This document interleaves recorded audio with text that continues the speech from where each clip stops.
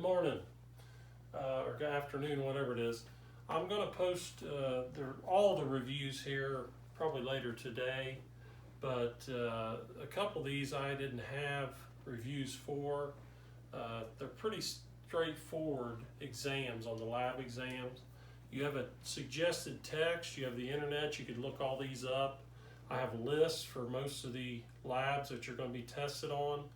So follow the list. If you study everything on the diagram, it's going to be pointless. You study the list, structures on the list. So I'm going to go ahead and try to post these. Unfortunately, sometimes they take hours upon hours to upload, but hopefully it'll be ready by at least tomorrow. That'll give you, that day as well. The only thing, in looking at the statistics on YouTube, less than half the class looked at the reviews that I posted for the first exam, which is a little disappointing.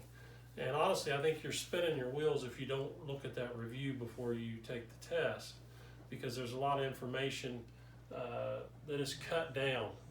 For example, in my in-person classes, I teach practically everything and then do a review and it narrows it down. It's the same thing I'm doing, same review I'm doing that I'm posting on this online class. But if you don't watch it, you're really going to probably overstudy, most likely. So let's get started. I'm going to try to make this pretty efficient because, again, most of these diagrams are labeled.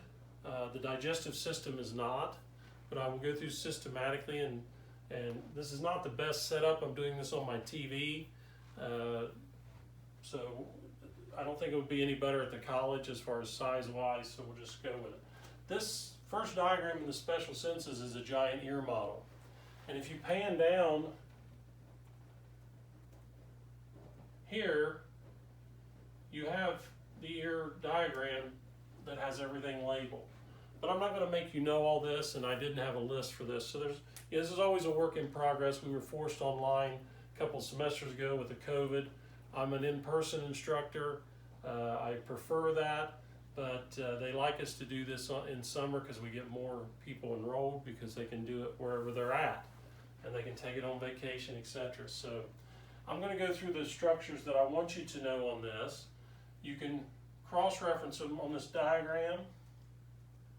In fact, let's just do the diagram first. And I'll tell you the ones I want you to know here. Sorry, this computer's new to me. All right, so on the ear model, I want you to know the auricle, which is the outside of the ear. That's the connective tissue, the elastic cartilage basically there. That's everything except down here, the earlobe is the pinna, that is not on this. I would like you to know the external acoustic or auditory meatus. This should be reviewed from Biology 137. We did this, my students did this in the bone study. That canal is the external auditory meatus or acoustic meatus, which leads to the tympanic membrane, which is the eardrum, but I will have the choice tympanic membrane on the exam. Would also like you to know the auditory tube, which is also known as the eustachian tube, which you can find in your text or in the PowerPoints. We're going to skip up to the vestibulocochlear nerve. This is cranial nerve 8. For those that remember in Biology 137, this splits up and is for balance and equilibrium and also hearing. So part of this is going to go to the cochlea, which I would like you to know. It looks kind of like a snail shell there. And the other part goes to the vestibule, which is down in here. You do not need to know that for this exam. You do not need to know the bones of the middle ear, but I would like you to know the semicircular canals, which is also part of that balance and equilibrium function that is carried via the vestibular cochlear nerve back to the brain.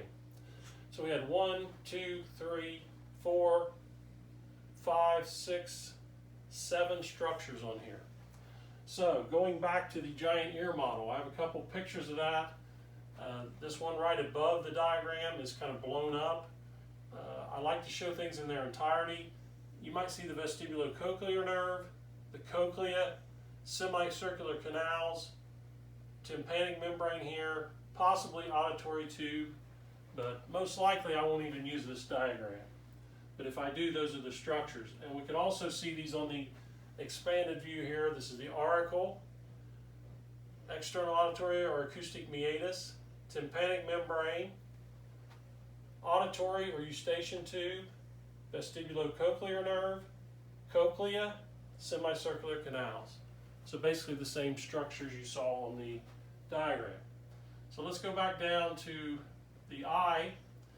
This is something we talk about when we talk about cranial nerve supply to the external or extraocular eye muscles. In my biology 137, this is a diagram that just shows those 6 muscles. I've never had the students know what nerve supplies each muscle.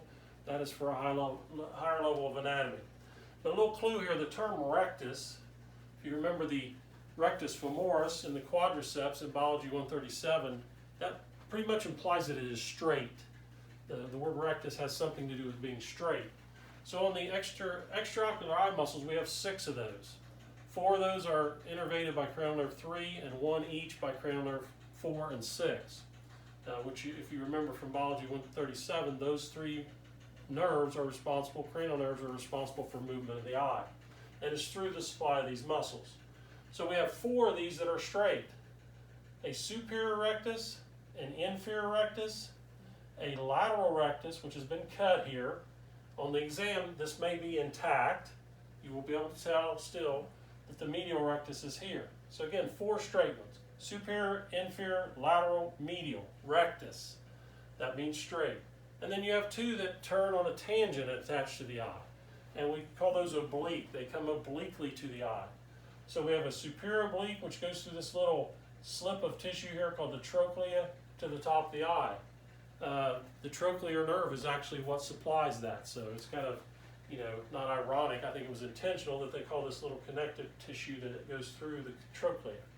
So again, superior oblique comes here and then turns to the eye. You can see the inferior oblique coming and turning to the eye here.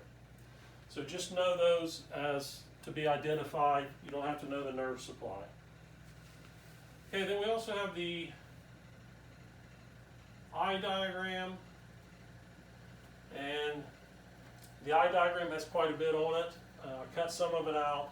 But I would like you to know the ciliary body, suspensory ligaments, which attach to the lens of the eye. The iris is a colored portion. You can see a little portion here looks kind of pink. A little portion here looks pink. That is actually the colored portion of your eye. The pupil is just an opening. It is a hole. So the pupil is what is between that part of the iris. Remember, this is a sagittal section, so that iris is 360 degrees, and the little black dot in the middle is the pupil. The cornea, part of the fibrous tunic, we call it, the eye, the outside part. The front part is right here. That's the whole front here. I'd like to tell you to not memorize lines for the test, but when you have diagrams, you're kind of forced to. But sometimes I'll throw a diagram on there that doesn't have labels because that's the only one I had in my, my teacher's instructor notes. So try not to memorize lines, memorize locations and the actual structure. But again, the cornea is on the outside. The aqueous humor, do not study it. Do not study anything actually below that. So you have 1, 2, 3, 4, 5, 6. The first 6 on the left, know those. Then we're going to come up here to the optic disc. You will omit the bottom 2 structures. The optic disc is an area. It's not a structure, it's an area. This is where the optic nerve, all the blood vessels come into the posterior part of the eye. There's no visual acuity there. You can't see anything there because of all those structures coming in. The optic nerve right above that is yellow. And I'm going to skip up here a minute. Follow that yellow around. The retina should be pointing, which is the next to the top one here, is pointing at this yellow structure. The retina is a direct extension of the optic nerve. This is nervous tissue. It's like the screen or this TV screen that is projecting the light. That is the retina. So know the optic nerve and also the retina. The fovea centralis, which shows a little, almost like an arrowhead there, this is the center of your vision. This is ideally, we hope, where the beam is projected onto the retina. It should converge right there. If it converges in front, you are nearsighted. If it converges behind, you are farsighted. The vitreous humor, you don't need to know that. You can't really see it, but it is a thick like gel back there that has the primary function of just keeping the retina flat. That is its function. But the sclera above that, I would like you to know, this is also part of the fibrous tunic. It's the outer layer like the cornea was on the front. Those 2 kind of encircle the eye, encapsulate it. And then finally, the choroid coat is between the sclera and the retina. It's a little red strip there. That's because it has a high amount of vascularity, blood supply to it. Okay, I'm going to move on here. The next lab is the cardiovascular anatomy lab. This will say lymphatics lab. Lymphatics are on another exam, so disregard that. But notice on a lot of these labs I have a list of structures. So for the most part, as I tell my in-person classes, if you add up every structure I've given you or everything I point out, if there's 80 of them, I would be surprised. And there's 52 questions. Now, sometimes those questions can be something I take out of the text. You were just tested over special senses, cardiovascular, and digestive in the lecture. So sometimes I'll put just a flat question on there that actually comes from the lecture material, which you should already know because you've already been tested on that. And it might be multiple choice. Well, they're all multiple choice, I'm sorry. I used to give these as fill in the blank, and honestly, the multiple choice I think are three times easier than a fill in the blank. So hopefully, I know there's been people are complaining about time, people are complaining about this, that. I'm going to apologize for that because my students for years took fill in the blank on the labs, and they did well. It's just a matter of studying. Yes, study. For some, it may take more than others. That's just the luck of the draw. It doesn't mean you're stupid. It just means you have to spend more time studying.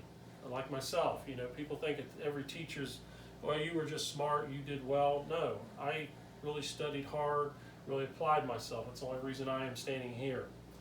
All right, so you have a list here, so let's take a look at some of the diagrams. Occasionally, I'll give you something that's not on the list, usually not, but sometimes I won't give you something that's on the list. So just kind of pay attention here. This is all labeled.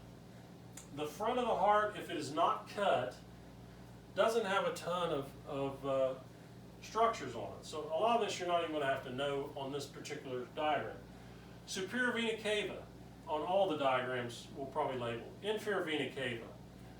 Right pulmonary artery, right pulmonary veins, right auricle. Now, they have listed right atrium under that. The atrium is a cavity. So I will never ask right atrium unless you see this cut in a coronal section, which we have pictures coming up. So again, superior vena cava, right pulmonary artery, right pulmonary veins. I don't really like this diagram for this because they show 4 veins here, 2 here, and that's incorrect. But if we ask it, you'll see a redundancy on these diagrams. We'll have the same structures over and over. So right auricle. Auricle has something to do, we just talked about the auricle being this part of the ear. So it has something to do with ear shape. Now those may look more like Spock on Star Trek, but it is that ear shape. It is the roof of the atrium.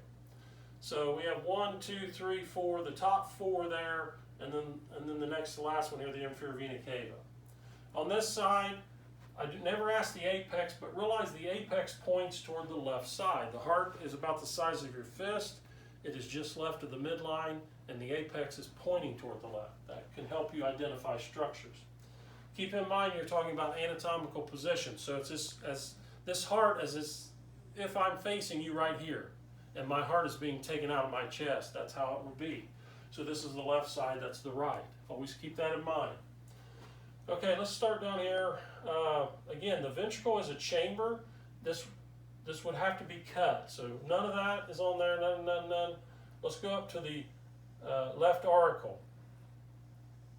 So you have a right auricle, you have a left auricle that covers the atrium. Left pulmonary veins, pulmonary trunk, which is here, left pulmonary artery, and the aorta.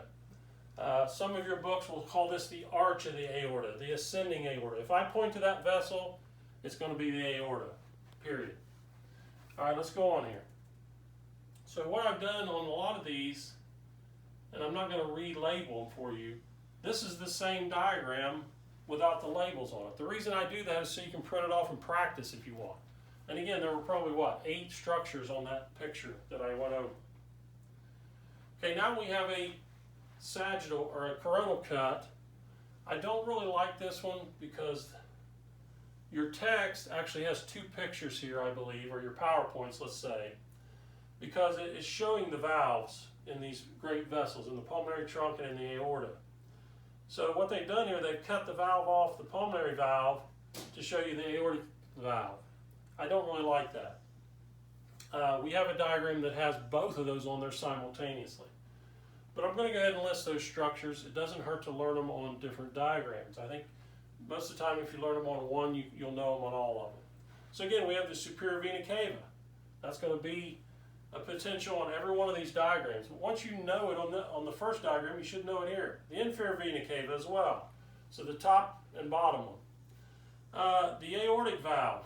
Technically, this should be called the aortic semilunar valve. So if I put that on the test, aortic semilunar valve, that is another name for this. I have that on the list. Here's the right pulmonary artery again, the right pulmonary veins. We went over those before. Now, since this one is cut, the right atrium, which is actually in bold here, is the chamber. It is a space. So I may, a lot of times I'll put a giant fluorescent A on there and say, name the space at A. I will say, name the space, name the cavity. That should clue you in that it is the atrium. The tricuspid valve. This valve actually has two names to it.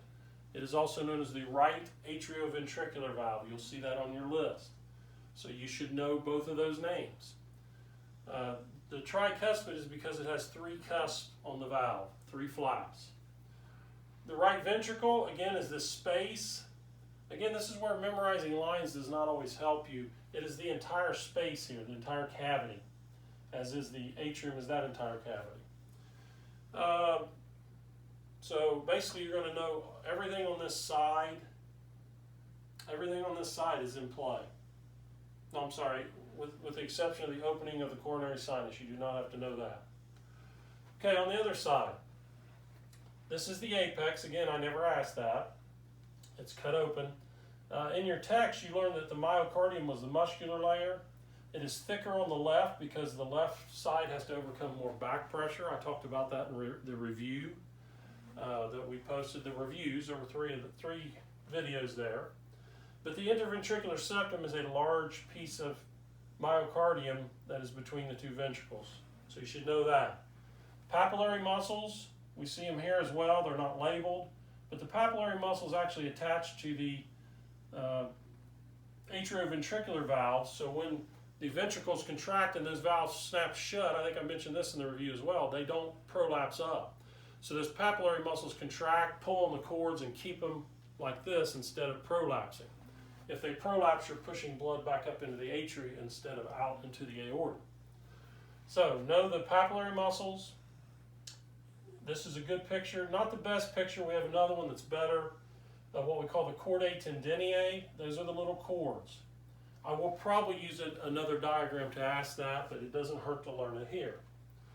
The valve here has three names. It is the left atrioventricular valve, the mitral valve, or the bicuspid valve. I would be familiar with all those terms because I may have that as a choice, or I may have all three of them, and then you'll have a three of the above answer for that.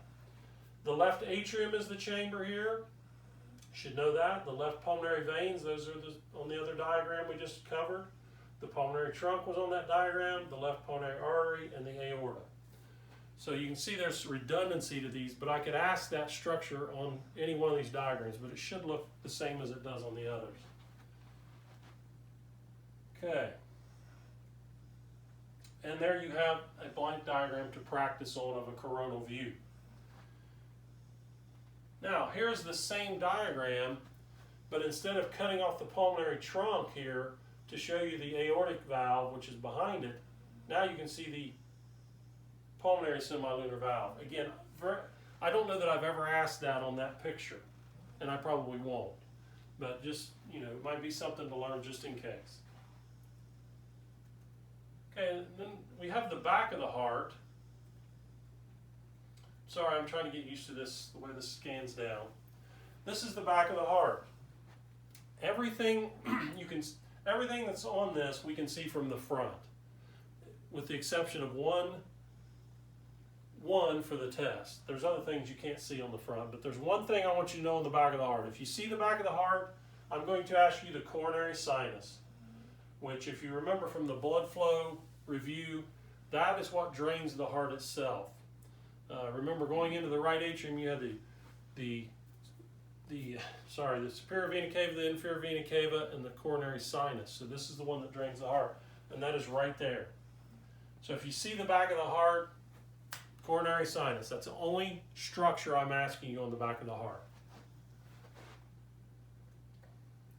And again, there's a blank diagram, not that you need it, but this line is the coronary sinus. It's the only one you'd have to practice.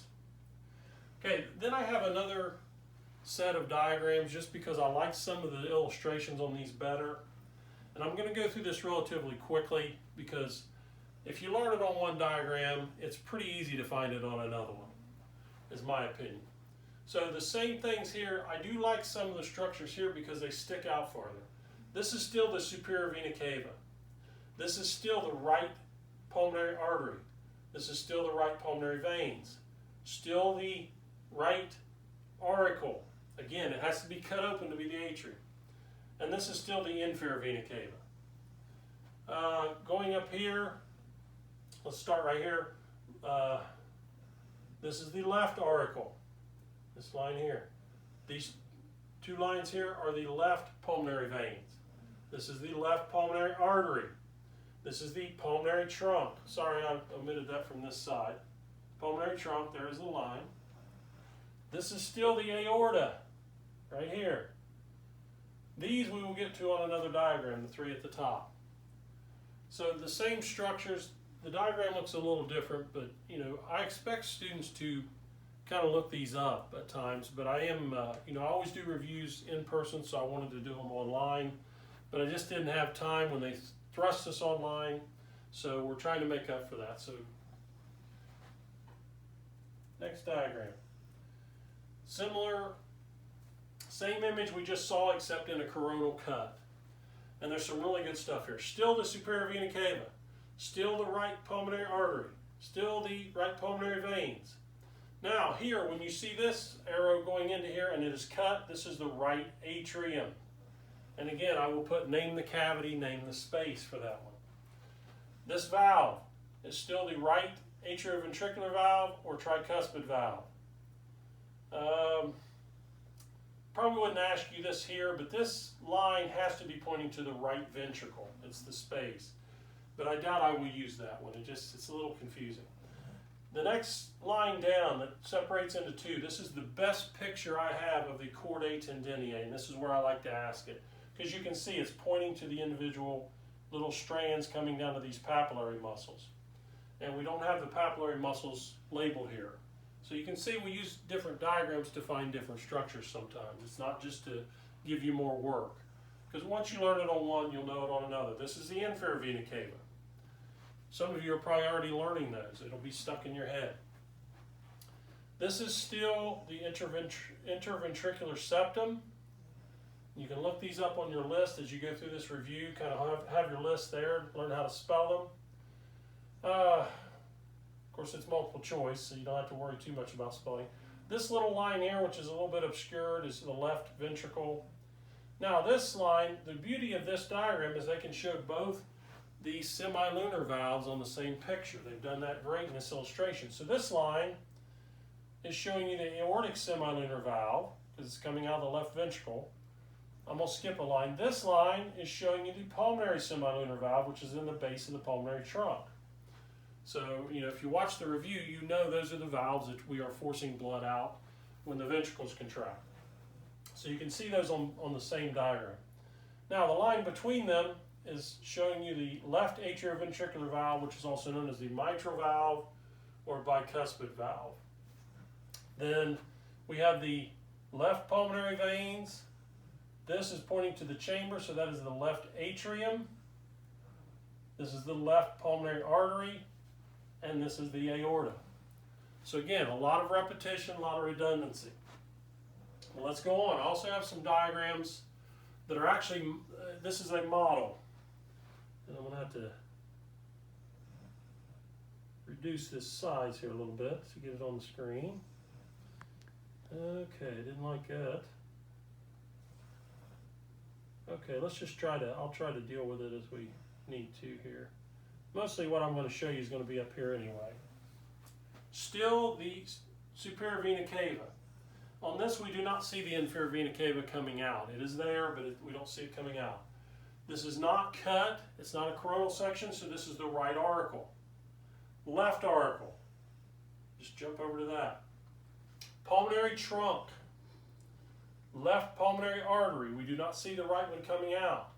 The pulmonary veins are cut too sharp, so I'm not going to ask you those on this diagram, but that is the pulmonary veins, but disregard those, the left ones.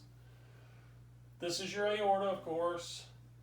This structure here, I covered this in the review about the blood flow. We talked about fetal circulation in the fetus. This is the ductus arteriosus. In the adult, this is the ligamentum arteriosum.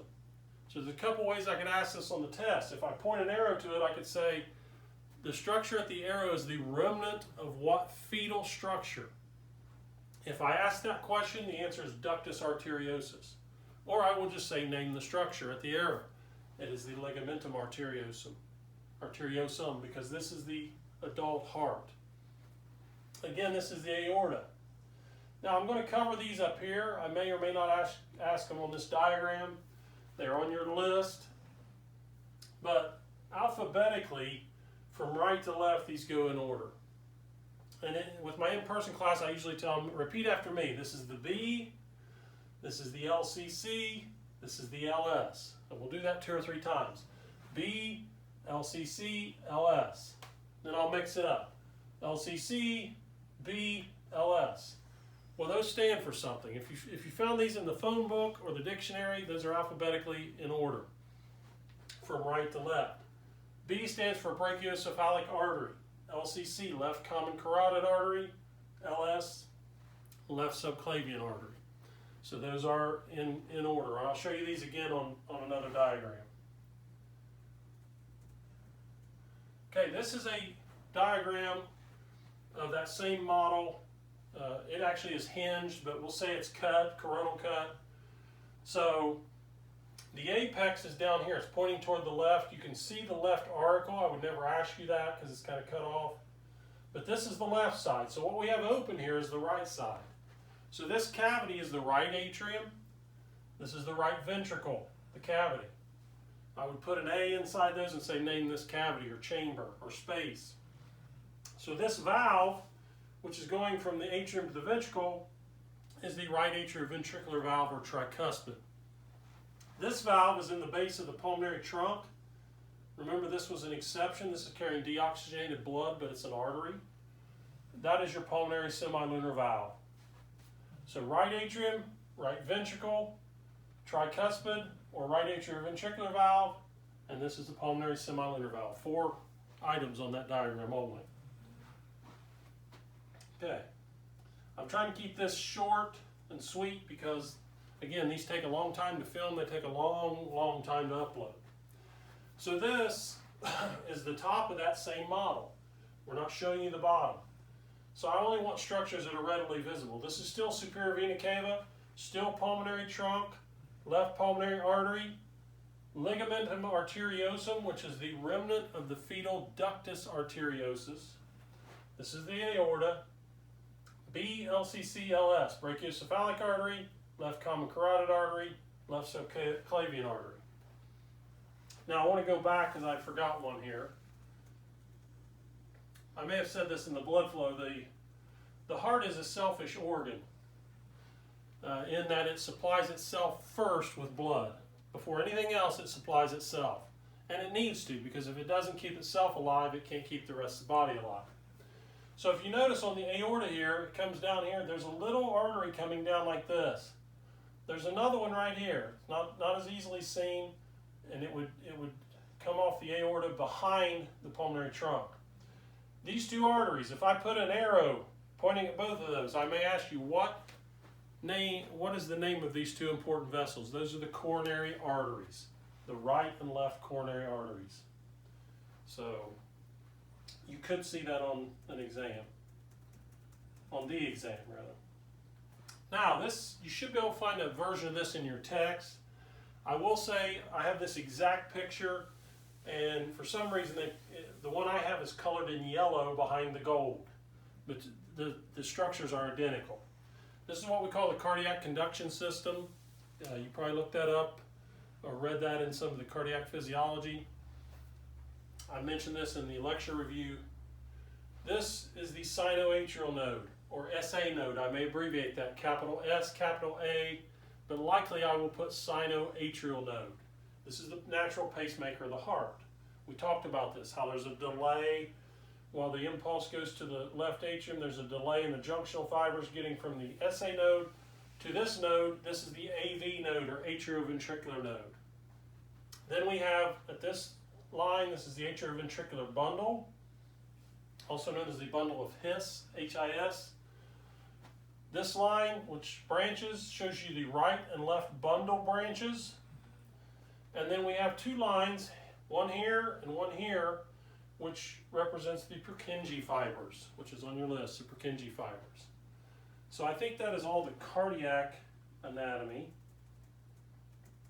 Okay. The blood flow is probably not going to be on this test because just the way I'm doing the test, multiple choice. What I do in person, sometimes they will turn their exam paper over and they will write out the blood flow for a bonus. With you guys, you get a bonus for completing the class. I don't have discussion boards yet. We haven't put that in the class yet. So basically, if you make it through to the end, you get a completion bonus. So if I haven't mentioned that, that's a great thing. So I don't think you need that for this exam. You already tested on the flow basically in the lecture exam. So digestive system. Again, I have a list here. There's 34 structures. There were 25 for the heart. That's 59. And then there's probably less than 80 total structures to know for this exam. And you're being tested on 52 questions. So that's easily doable. So let's take these one by one. Sorry, the first diagram is about as simple as you can get. I may ask you I think it's listed, the pharynx, which is a general term for the throat, the esophagus, then, let's go ahead and take this up just a hair if I can. I cannot do it that way.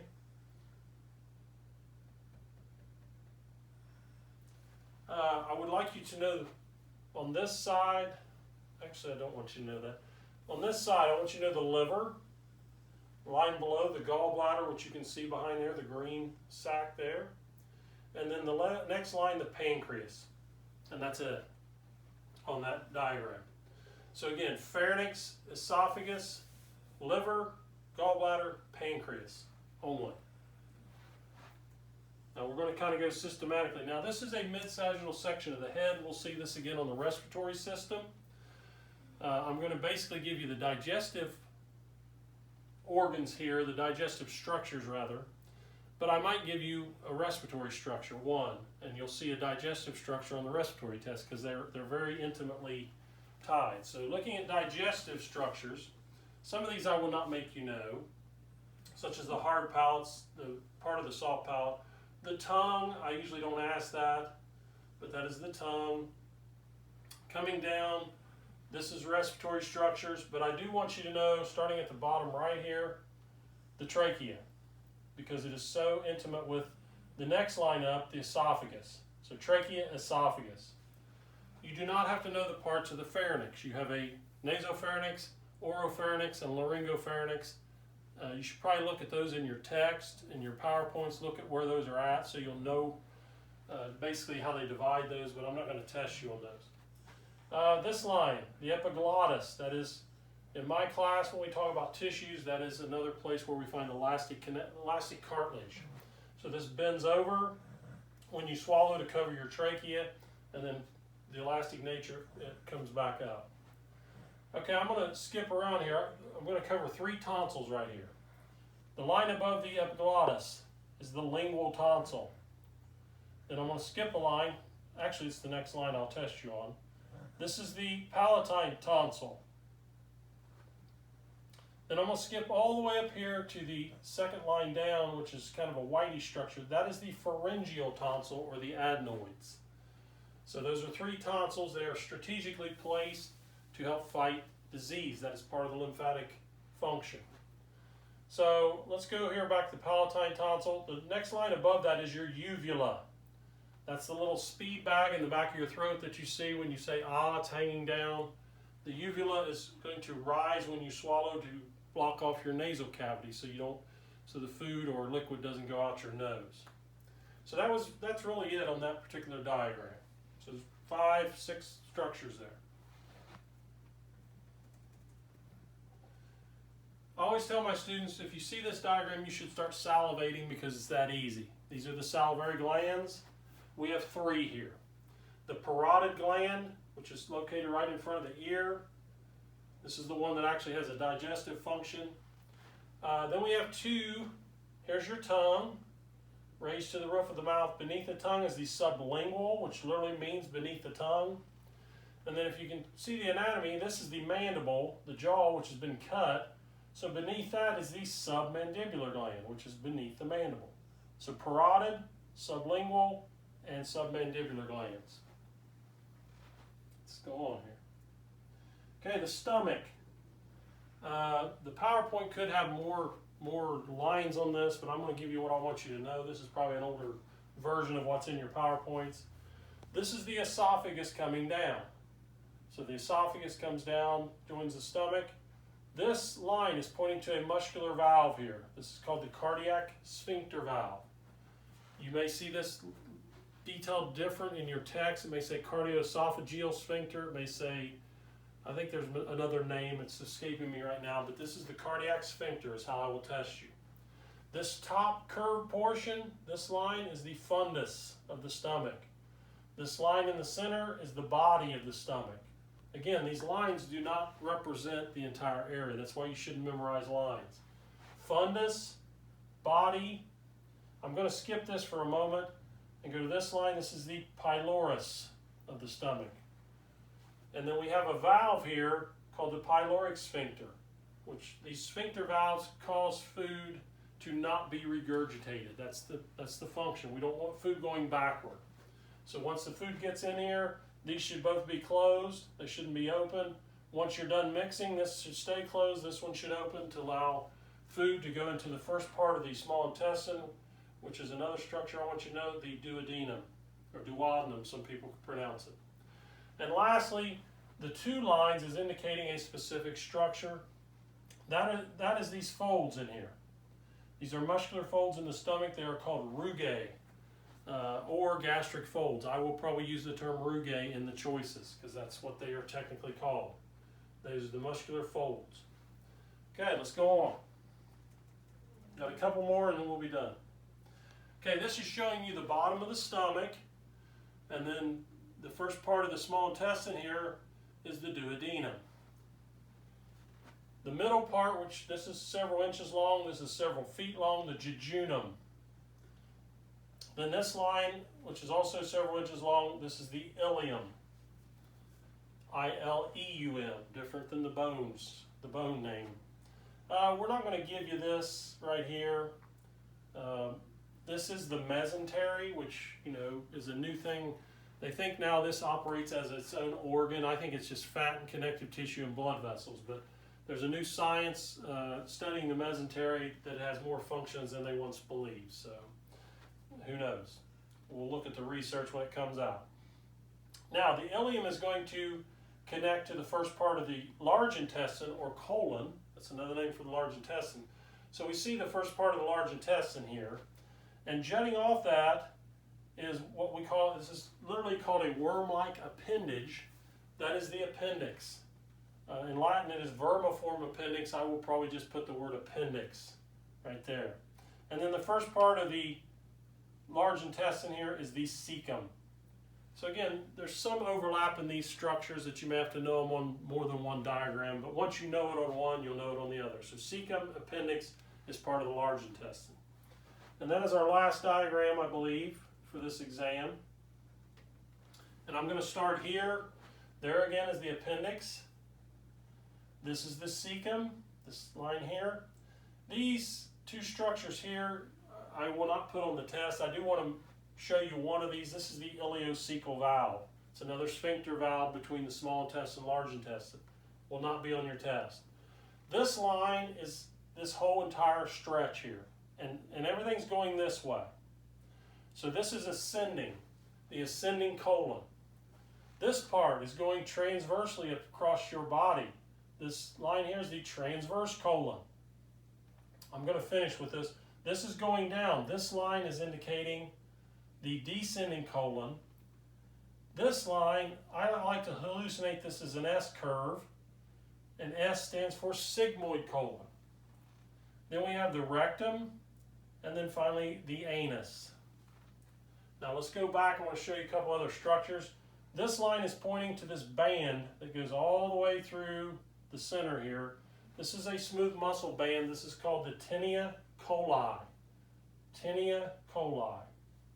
And then again, we have the two lines which are showing a specific structure.